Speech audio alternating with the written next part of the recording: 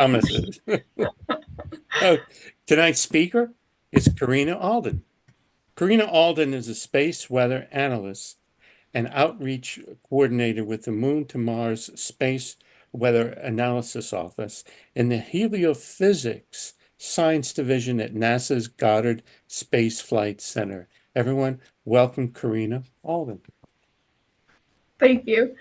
So as mentioned, I am a space weather analyst and outreach coordinator, but I'm going to talk to you a little bit about what space weather is and how we analyze it. And so further ado, I did copy and paste my little intro about me. So if you missed it before, I am a space weather analyst and outreach coordinator with the Moon to Mars Space Weather Analysis Office, aka M2M SWAO, I guess is what we're calling it now, which is in the Heliophysics Science Division within the Space Weather Laboratory at NASA's Goddard Space Flight Center.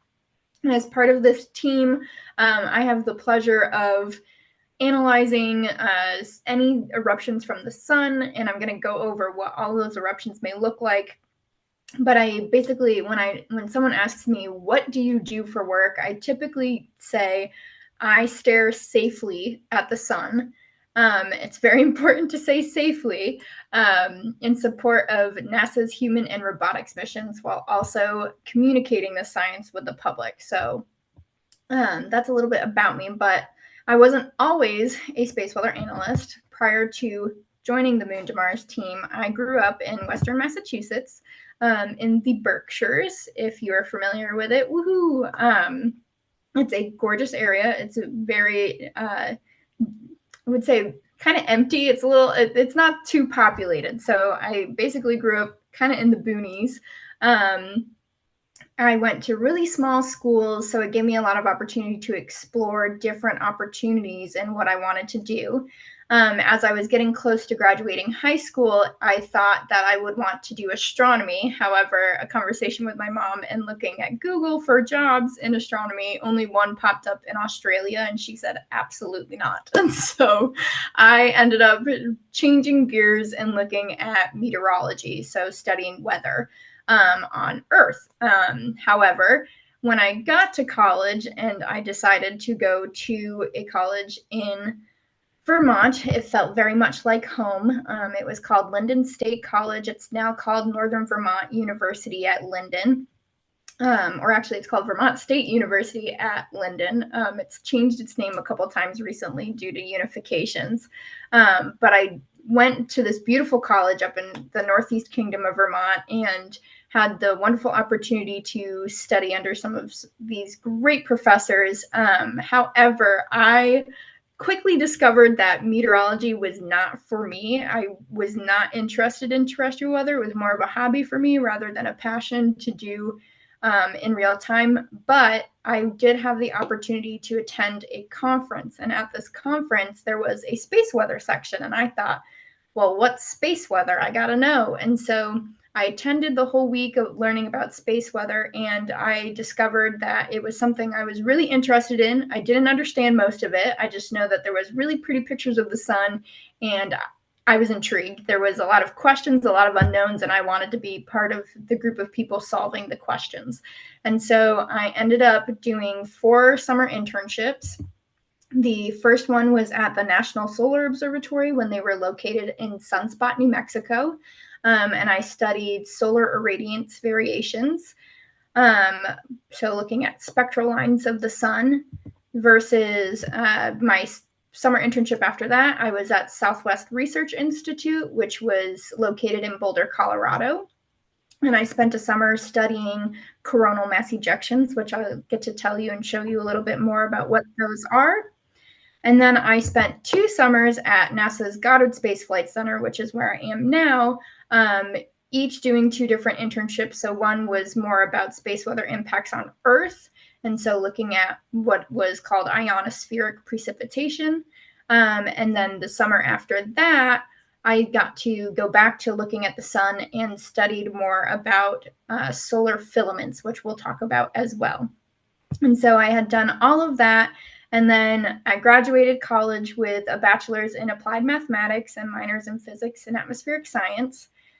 And I got out into the real world, and I was hoping to take a gap year before doing grad school. And then grad school never ended up coming along because I ended up getting kind of scouted a little bit to join the Moon to Mars team. So through some networking that I had done, I actually was reached out to on Twitter via some Twitter DMs, and ended up getting asked if I was still interested in doing space weather, because at the time I was helping people navigate student loan debt. So very different field. However, I was still pursuing space weather as a amateur space weather person. And I ended up getting to do an interview, and next thing I knew, I was part of the team. And so I now work at the Moon to Mars Space Weather Analysis Office, and I've been there since at least November of 2020. So this November will mark 4 years. And it's been with them ever since, which hasn't looked the same every day. So here's kind of what a day in the life may look like, however, depending on the day. So we've got some images from when I was assisting with outreach at the annular eclipse in Kerrville, Texas. So that was back in last October. A typical day in the office where I may be eating out of a giant box of goldfish so that I can fuel myself to stare at the sun longer. Doing some educational topics down in Ushuaia, Argentina. So I've kind of traveled all over the world with this job. I've had the opportunity to present at conferences. I've done even some live shots with NASA's in NASA's live studio, and then just doing regular analysis on the day-to-day. And so this is kind of what it looks like, but if I were to show you really what a day-to-day looks like, you'd probably need to know what exactly space weather is. And so what is space weather? Let's define it. If you Google the definition, you'll probably come across multiple definitions that all point to the same thing that state the sun and its relation to Earth. However, space weather stretches well beyond Earth, impacting missions and planets to the farthest points of our solar system. So space weather by definition is the relation of the sun's activity, interplanetary space, and all of its inhabitants. However, those inhabitants sometimes can feed back into this system, and that may be confusing. However, if you were to talk to any of the folks in the ionosphere, thermosphere, mesosphere community, they'd probably tell you that there's that feedback system. However, we're not going to go into that because we have limited time. So we'll just focus on those aspects of how the sun touches everything and what I focus on as a space weather analyst with the Moon to Mars office.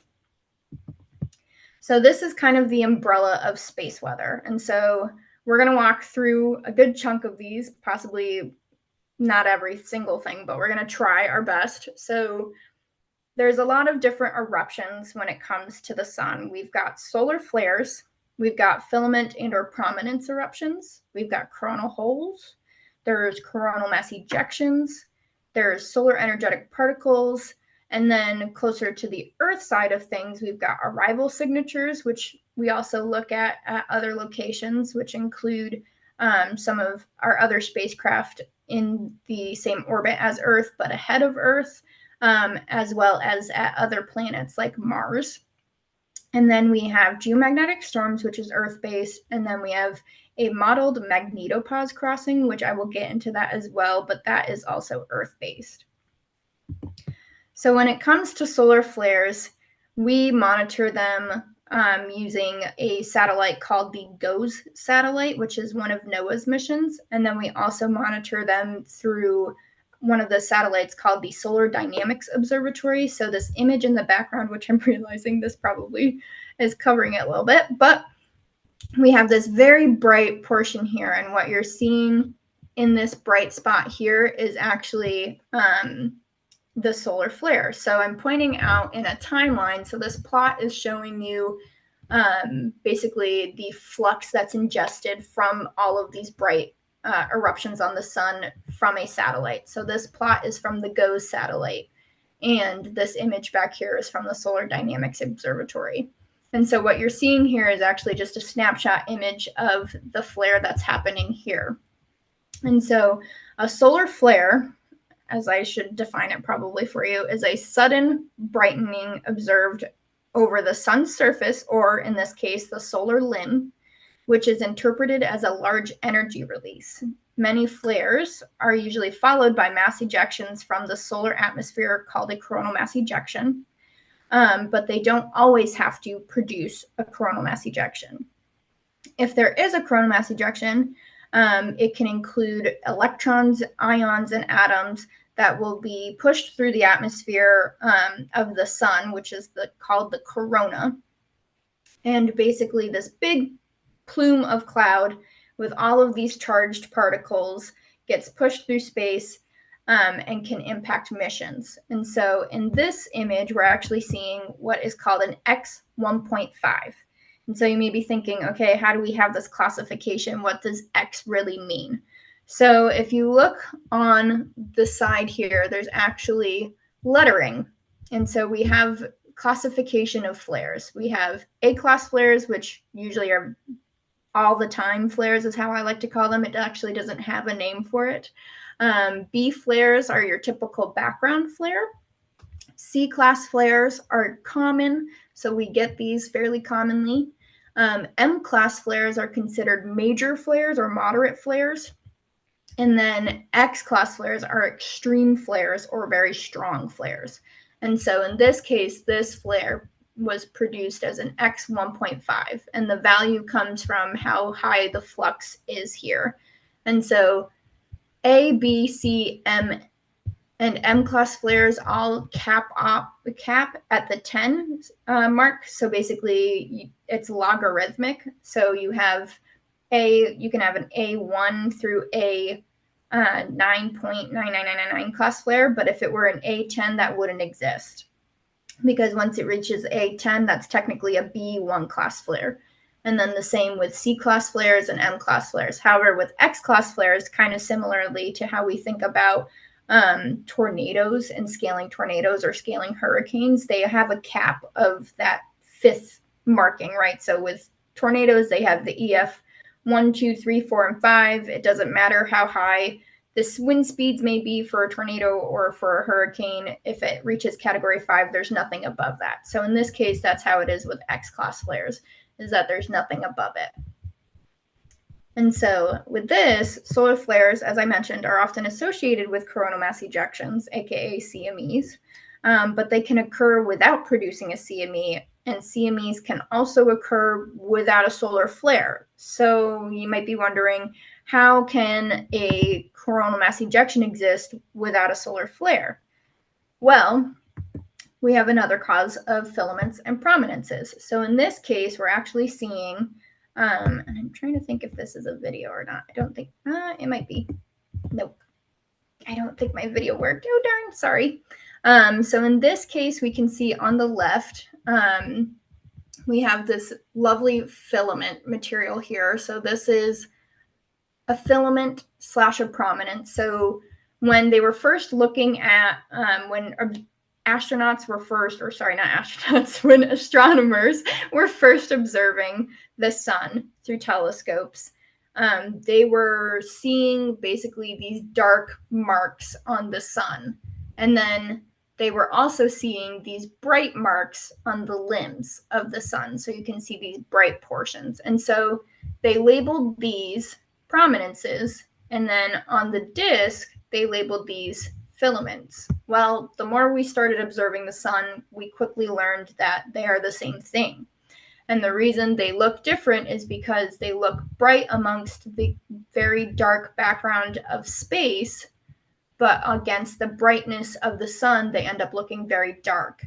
And this is because it's very dense and cool material that is suspended along the magnetic field lines of the sun. And so we can't typically see magnetic field lines on the sun, but this does give us a clue of what those field lines may look like, thanks to the suspended plasma. So this cool gas and particles. And so let's see if I can go forward. I think that was another video that's sadly not going to work.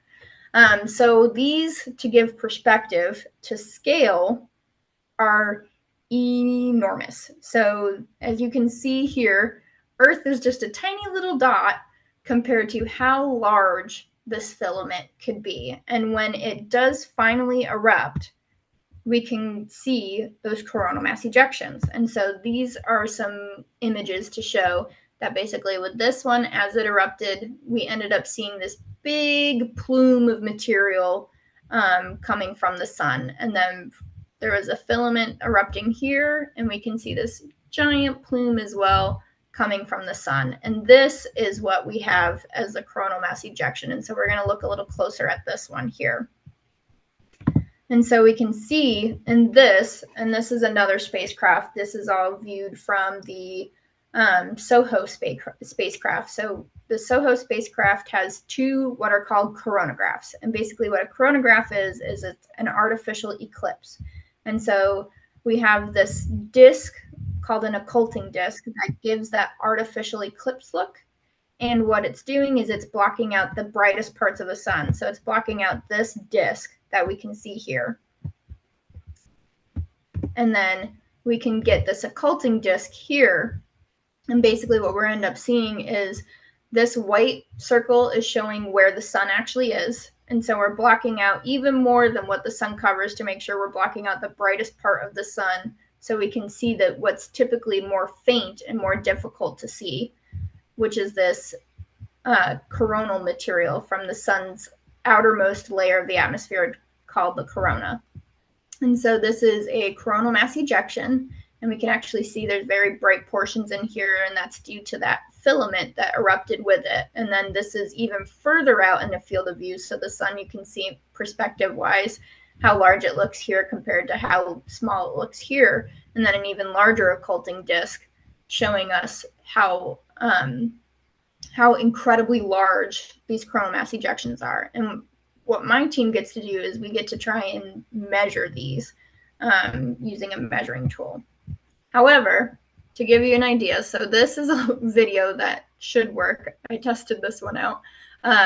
We've got an image of the sun here, so you can see where it would usually cover from here or here. And then we've got these layered on top of each other.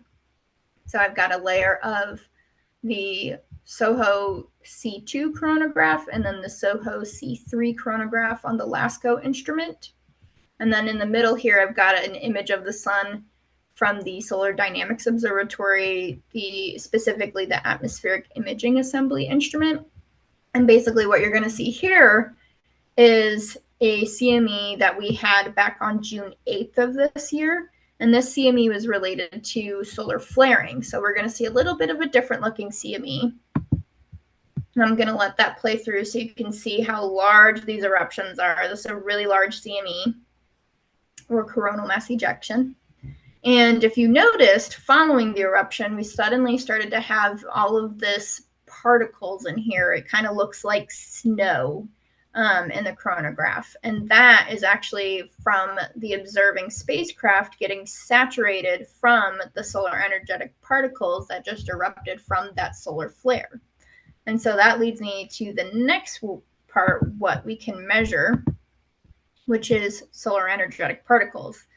And this is in the environment near Earth. And so what you're seeing here is basically a very big plot of measured data of solar energetic particles, specifically protons.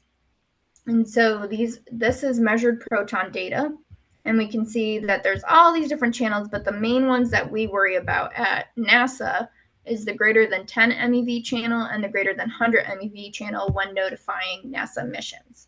And so these two, which are in the red line here, and the blue, this lighter blue or cyan color here, those two channels, when they cross specific thresholds, is when we would notify NASA missions to let them know that they're in a solar energetic particle event. And solar energetic particles are basically very important because they can cause damage to spacecrafts and can also increase radiation risk to astronauts. So this is really important for when we have astronauts on the ISS.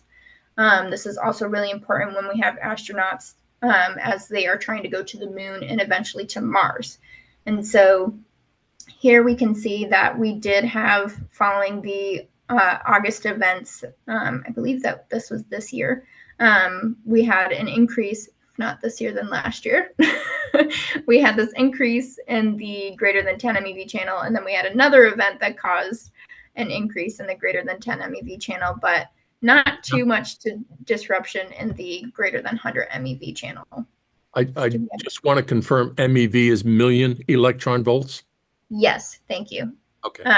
Yep. So million electron volt or mega electron volt is what we have. And so with this, so SEPs usually occur when charged particles in the sun's atmosphere are accelerated to extreme high velocities. These charged particles, referred to as solar energetic particles, can escape into interplanetary space where they follow the interplanetary magnetic field. So just following the magnetic field lines that are in space, and then along the Earth's magnetic field lines. And then when solar energetic particles interact with the Earth's magnetosphere, they are guided to the Earth's magnetic field towards the north and south poles where they can penetrate into the upper atmosphere. However, us here on Earth, we don't really notice anything, and we don't really have anything to worry about.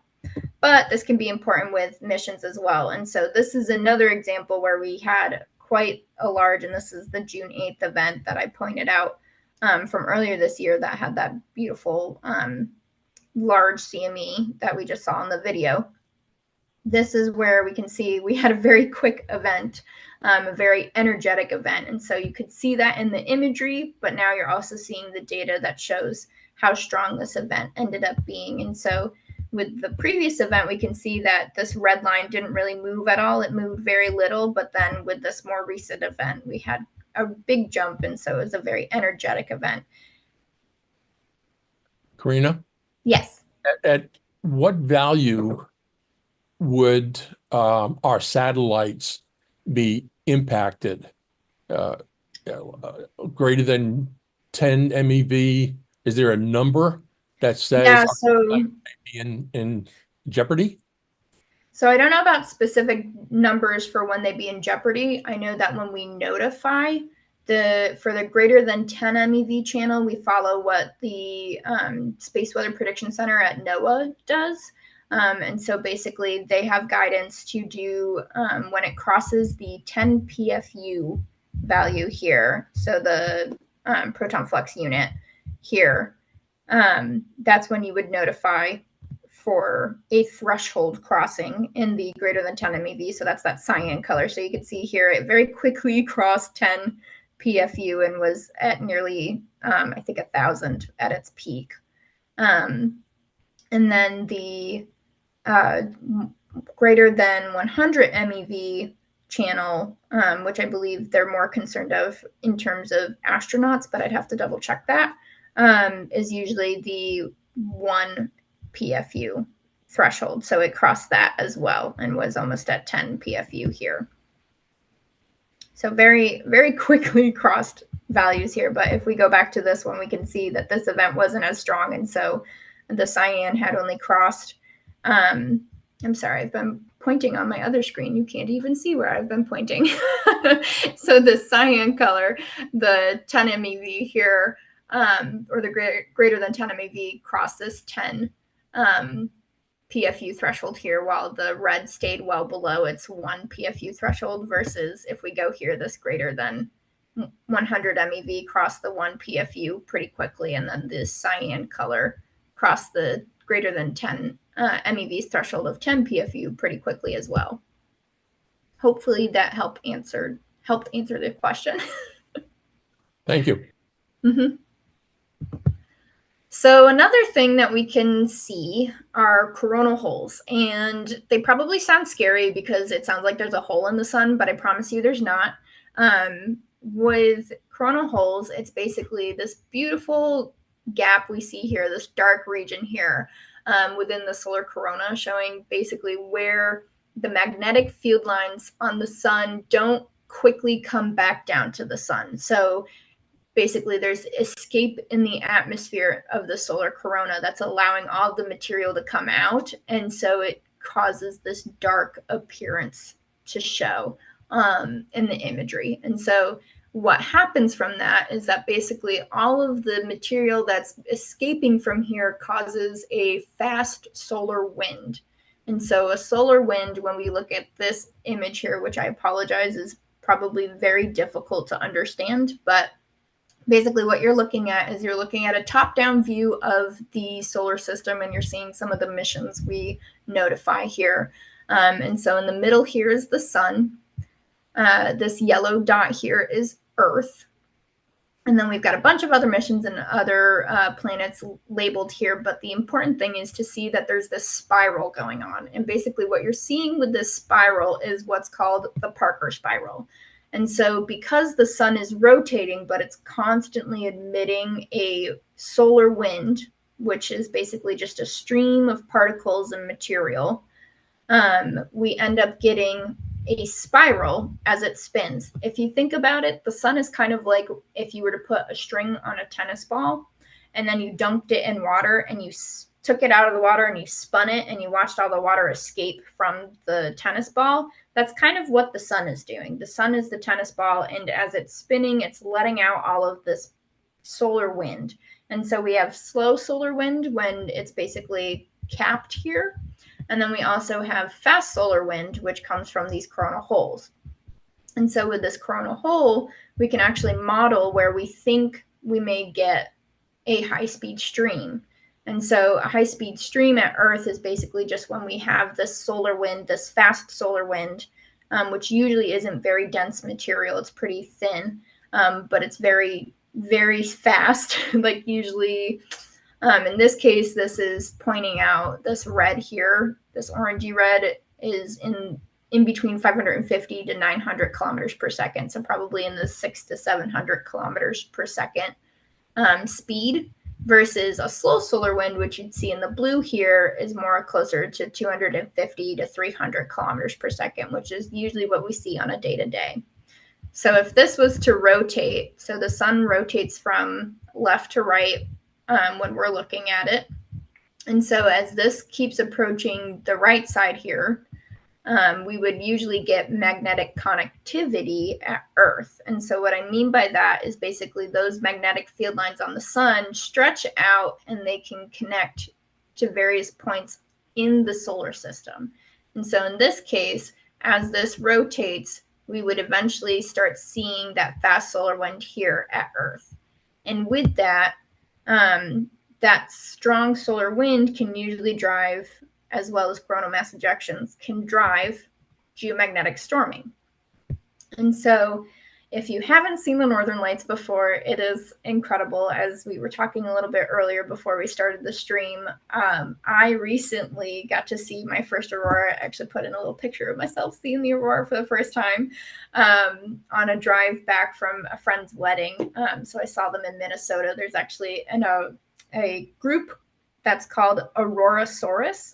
They are a volunteer group that does citizen science. They're partially NASA-based, partially citizen-based. And so Aurorasaurus is kind enough to let me do a guest blog. And so there will be a vlog out regarding my trip seeing the Northern Lights with some more pictures in there as well. But Aurorasaurus allows you to report the Northern Lights wherever you see them, whether it's Northern or Southern Lights. You can report them to their website and then they can use it to do science with it. But that was kind of a side topic.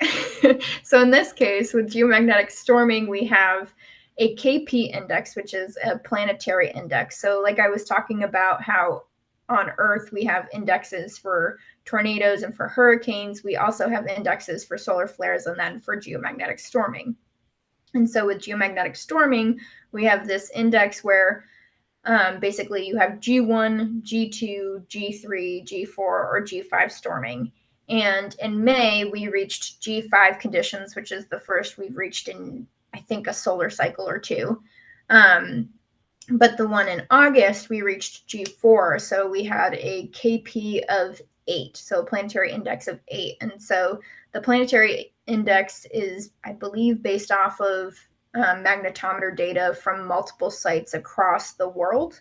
And so basically, as we're getting an impact to Earth from what the sun's been emitting, whether that be a coronal mass ejection or if that is the coronal whole high-speed stream, that influences how Earth's magnetic field or its magnetosphere, its little protective bubble, interacts. And so as we're getting those arrivals, we end up seeing sometimes a little bit of compression in the Earth's magnetic field or magnetosphere, and basically that can end up leading to a magnetopause crossing. And so, oh, that's unfortunate. I think that's also a video that's not going to play. Dang. So modeled magnetopause crossings usually are seen. Basically, here we've got this plot where you're seeing a lot of points, a lot of data, and basically in this image over here, which if it was running, although I'm wondering if it actually has another image. I think I do, just kidding. Yeah, so we can see here that basically this is the modeled magnetopause. And so that's the front of our magnetic field, our little magnetic bubble. And so this, when there's an arrival, can get compressed and get closer to Earth. And so Earth is in this bubble, and you're looking at this from a top-down view as well. The white is basically showing you the day side, and the black is the night side. So this is, the sun would be over here. And so we're getting material pushed to us this from right to left in this case. And so we can see in right here, we're well far away from this dashed line. And this dashed line represents geosynchronous orbit. And so we've got two missions that are in geosynchronous orbit, which are the GOES missions highlighted here, which you can see will sometimes move around along this geosynchronous orbit. But basically, as we get arrivals, we can sometimes get this compression. And so you can actually see this gets pushed in, and sometimes we'll end up getting this magnetopause crossed into geosynchronous orbit. And so we'll see that dashed line here, and you can actually see that we had an arrival that caused this to drop below geosynchronous orbit, which is something that we notify NASA missions about as well, so that if they need to know, basically, if there's a possibility that this compression could cause what's called satellite drag, they can do something about it. However, that's not something we have to worry about personally on my team. We just let NASA missions know that basically there was a modeled magnetopause crossing, and then if they need to do any mitigation with their satellites, they can. And then additionally, around Earth, we have what are called radiation belt enhancements. And so here you can see a diagram which is related to the Van Allen radiation belts. And so this was showing the Van Allen probes A and B basically being launched from Earth to prove that these radiation belts existed, and that was proven. And so basically when we get these arrivals, because the sun has charged particles, as it gets close to Earth, those charged particles will transfer to that magnetic field around Earth. And this includes the radiation belts. And so that can actually charge the radiation belts, and we'll end up seeing that in the data from the GOES spacecraft. And so this is also from the GOES spacecraft.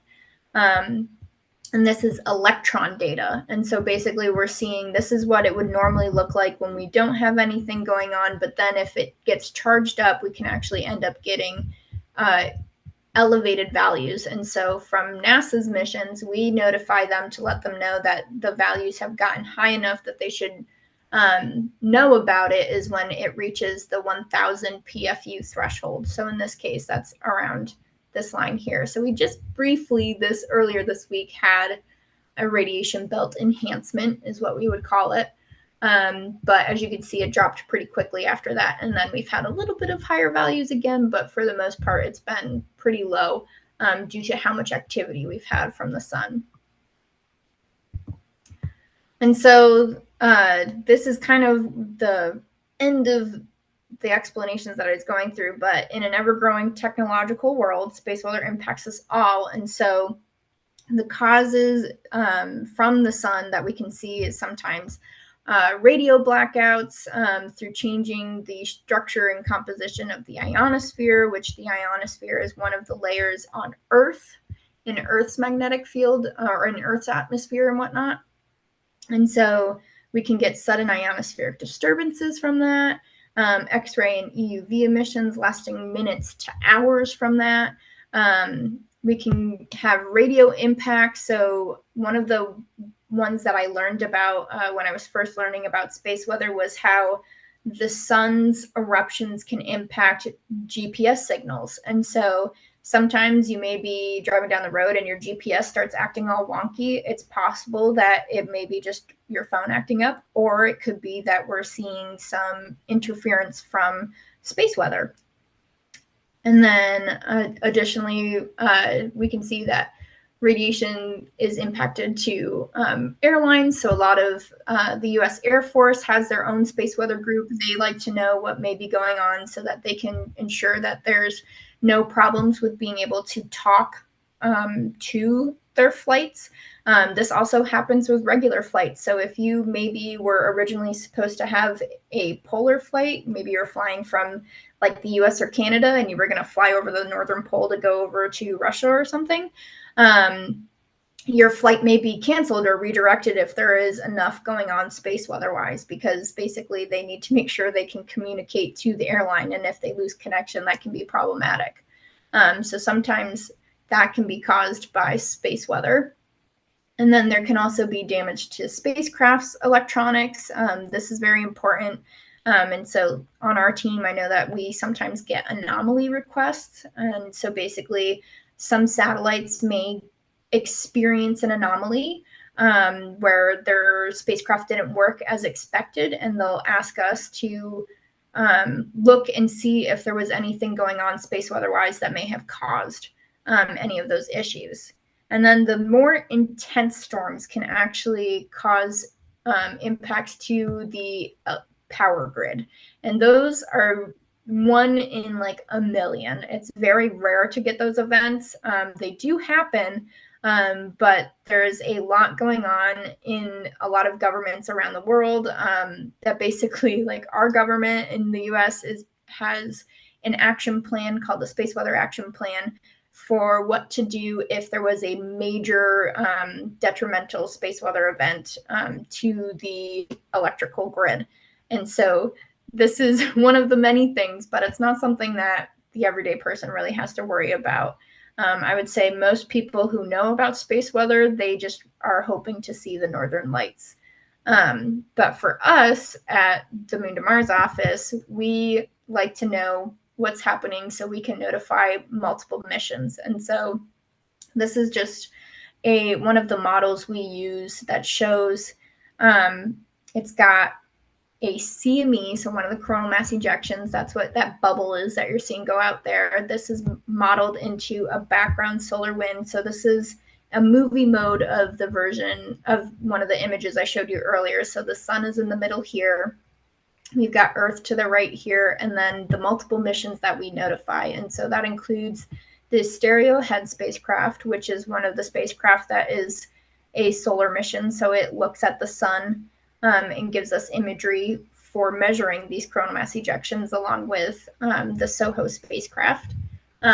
Stereo Head is actually one of a twin spacecraft, but unfortunately its twin did not make it after it crossed the far side of the sun, and so it's still orbiting the sun. However, we do not have connection with it. We lost connection to it. There is the very well-known among the solar community, the Parker Solar Probe mission, which this mission, as you can see, is approaching the sun. It's actually one of the missions that is trying to touch the sun. So it's getting the closest we've ever been to the sun. It's flying, I think I can't remember how close it is, but it's flying very close to the sun. And basically it's touching that outermost layer of the sun's atmosphere, the corona. And so it's been doing flybys. It's basically, it approaches the sun and then it uses Venus, which is in the green dot here, as a gravity assist to keep getting closer and closer to the sun. And so it's actively currently, this is an older run, this is back from June, but it's currently, Parker Solar Probe is doing one of its passes of the sun currently. So it actually, when we run these simulations, it goes inside this circle here. So it's going within that 21.5 solar radii point there. And then one of the other missions we look at, so this orange diamond back here is the Lucy mission, which I believe is on its way to one of the planets, but I cannot remember its full mission at this point. Osiris is the black diamond up here, and that is the mission. So Osiris is an extended mission at this point. When we first added Osiris, it was called Osiris-Rex, and it was the mission that went to, I think it was Bennu, the asteroid, and it took an asteroid sample and gave it back to Earth, and now it's on another mission to another asteroid, I believe. So now it's called Osiris Apex. So its mission got extended and is doing another mission now. So that's very exciting with that one. And then Mars is up here, which we have a lot of missions by Mars. And because we're hoping to get humans back to Mars, there's definitely a lot of focus on events headed towards Mars. And then we have Mercury, which I don't know that there's a mission there currently. There might be, I think, actually Bepi Colombo, which is an ESA mission, which is this yellow diamond down here, is now connected to Mercury. I think the two of them are going together. And then this red diamond up here, not to be confused with the red square, this red diamond is Solar Orbiter, which is also another mission headed to the sun that will be observing the poles of the sun. And so this is a very complicated thing to explain, but basically you're looking at a top-down view of the sun, and then you can see that Parker spiral happening from the sun's rotation. There's a lot of information in here, but usually what we look at is how this bubble, where it hits. And so we can see that there may have been an Earth-related impact with this one, and I do believe we saw an impact at Earth and had a little bit of an impact here at Earth. I don't think it was that serious or anything. And then we could see that it was possibly going to have a glancing blow to Mars here. And then Parker Solar Probe may have seen it, and Stereo Head likely saw it. And then even Lucy, I think, saw this one. So this was back in June. This was that CME that I showed you in that video. This is what the modeled result was. And then from this view, you're looking at the same model, but instead you're looking at Earth from the side. So if we were to rotate this and look from the side, we could see Earth, and then this gives you an idea from if the CME is traveling more above Earth or more below Earth. And then this one is probably the hardest to explain on the far right, because it's basically following along this line here. It's kind of like if you were to take a paper towel roll and unroll it. You basically have from north 90, south 90. It's like the combination of this view wrapped all the way around here, unrolled. I'm not sure if that made any sense. It's a very hard one to grasp and explain. But these are just some of the missions that we had. And so with this model tells us, it can usually tell us when we expect to have an impact at Earth. And so it was modeled to impact Earth back on June 10th of this year, around 14 Universal Time, so Zulu time, 1400 Zulu time. And it actually ended up hitting within 2 hours of that is what we saw the actual arrival. Karina? Yes. On those charts, that's a wealth of information for sure. Yes. Are those saying that they're predictions? Are there websites that show this in real time or close to real time?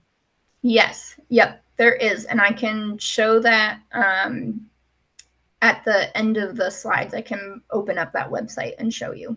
All right. Thank you. Yeah.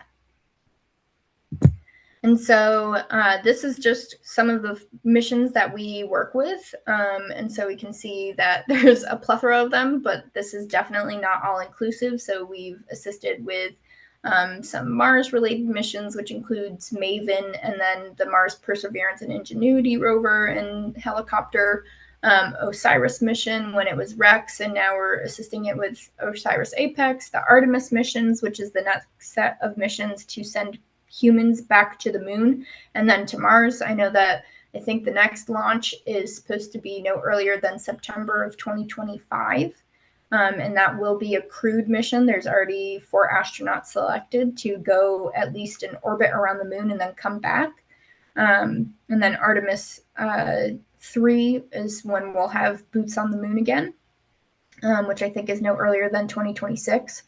The Space Weather Prediction Center at NOAA, we collaborate with them very, very much. They are the official forecasters for space weather for the US. So if you want any official information on space weather forecasting, it should come from NOAA. LASSOS Group is one of the groups at Goddard who we work with to identify what's going on in the near Earth environment for arrival signatures. Solar Orbiter, as I mentioned before, is one of the missions going to the sun. Parker Solar Probe is a mission to touch the sun, as it says on their logo.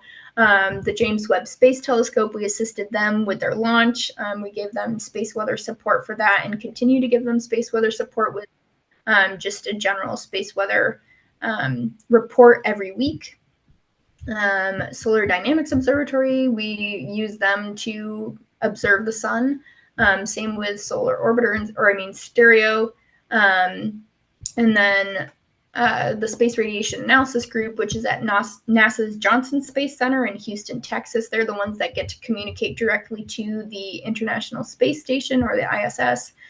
We communicate with them on the solar energetic particle risks. We have tag-ups with them basically every day of the week. And then the Community Coordinated Modeling Center, which is at NASA as well, they are the ones that host a lot of the websites we use that we populate. So a lot of the online catalogs, which is what I'll show you to show those real-time results. But with that, this is just a nice little view of our team. It's a relatively small team, but we've grown quite a lot. When I joined, there was only 4 other people on the team, so I was like the 5th person to join. And so it's really nice to see how much our team has grown. And you can see that we do a plethora of things. We've got analysis is the main thing of, as you can see, for most of these folks, but then there's some scientific software development, there's anomalies. We've got a James Webb Space Telescope support lead, validation support. And so it's just kind of, and training. We have training that we do on our team. Usually when we hire someone, it takes up to 6 months to train them to do the job. So it takes at least half a year. And so we have one person who's dedicated to doing that, which is absolutely crazy. But they do such a great job. But so that's where I would say that I have, but I'd be happy to show you those links if anybody has any other questions, though. I'm happy to take that as well. Yes, we have some questions. Please go ahead. Do you do anything with cosmic rays? So we don't. I know that there are definitely folks at the Space Radiation Analysis Group who look a little bit more at cosmic rays because that can impact the radiation dosages for those on the ISS. But at least that's my understanding. But as far as our group, my team does not do anything with cosmic rays at this point. There was another question. Yes. So is there a way that you can train a generative AI model to look at the sun for you? And if so, what are the hurdles there? And if not, what are the hurdles there? So, it's a good question. I know that there are definitely a lot of folks at NASA who I've seen who are trying to do AI modeling. It is very tricky. I think the biggest hurdle is just having enough knowledge of what the background is of the sun. So right now, a lot of the missions that look at the sun are in the sun-Earth line, which is not so helpful because the sun is always rotating. And so in order to really get a good AI model, you need to know what's happening on the sun from all points of view, and we don't have that. Versus if you were to do something on Earth, you have a lot of data from being on Earth to be able to look at, okay, can I make a model from all of these points on Earth where I could get measured data? So it's very hard with the sun in order to be able to do that because of the lack of visuals on the sun at this point in time, and then just not having enough in situ data in order to do that. It's another good question. Thank you. Are there any other questions here from the observatory? I have a question Okay, go ahead, John. outside. Actually, I don't know if you would know, but when you give your reports, Mhm. is there something that they do with the probes that for those moments where this blast of solar flux is passing by that they can harden it, or is it just sort of hang on to their hat? And also, second question, what Mhm. what do they do in the ISS? The So both good questions. The first one, so I don't know for sure what every mission does. I think each mission has their own set of criteria. So we can provide basically thresholds based off of what the Space Weather Prediction Center has for thresholds, but there may be certain missions that have different thresholds. So we do have missions where they just want to know if there's anything headed their way. They may not need to do anything. So Parker Solar Probe is one of those missions where we tell them no matter how fast or how slow a coronal mass ejection may be headed their direction, we let them know that there's something headed their direction because it's a science mission. So they want to know if they can observe it. So that's one thing. So they're making their own catalog of events so that they can basically see when they get the data back if they caught the CME or whatnot. If with the fluxes, so the solar flare fluxes, when you get a solar flare, it usually takes about 8 minutes from when you see the flare before you get the light emission from that. And then the particles can take anywhere from, I think it's as fast as like half an hour-ish to a couple hours. Versus when a coronal mass ejection erupts, usually you can see it, and then it's going to take at least a day up to 3 or 4 days to arrive at its location, usually at Earth. That, or at least that distance, it's usually about 1 day to 3 days, 3 or 4 days. So when it comes to seeing those flux levels and whether or not there can be mitigation from it, it's very difficult in terms of X-ray flux to have a quick enough mitigation, because usually even with a little bit of heads up, it's only a couple minutes usually. So I'm sure there's missions that do something, but I don't know fully what. In the case of the ISS, when there's a solar flare or there's geomagnetic storming, anything that could be increasing radiation risk, typically that's something that the Space Radiation Analysis Group will notify the flight surgeon, dedicated person, to let those on the ISS know if they need to shelter or whatnot. Typically there's spots, I believe, on the ISS that are more protected. They just have more layers of protection where they can go if it's a severe enough event that they need to protect themselves. Otherwise, most of the time they don't really have to worry about it. The time where it's the most concerning is if they're doing a spacewalk where they have no protection at all. So if they're outside of the spacecraft, or if they're outside of the ISS and they're trying to fix something on the ISS, or they're doing any sort of science data or mission or anything, that's when it's most concerning to let them know they need to go back inside as quickly as possible to mitigate any radiation sickness they could get. Thank you. Mm-hmm. Are there any other questions from the folks on Zoom for Karina or anybody here at the observatory? I don't hear any. Thank you very much for a great presentation. Thank you. And we sincerely appreciate that. Very informative. Could you show us that link if you have that? Not yet, but I can pull Okay. it up real quick. Thanks. So it's one of the CCMC sites. Let me know if you can see my screen. We can.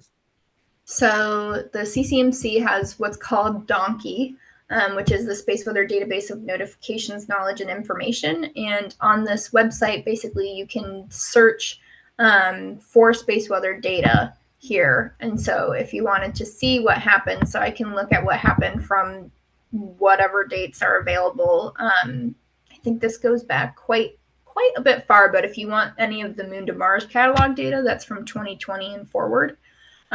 So we can look at what just happened in the last week, and basically by searching, I can see all of the solar flare information, if there's any coronal mass ejections.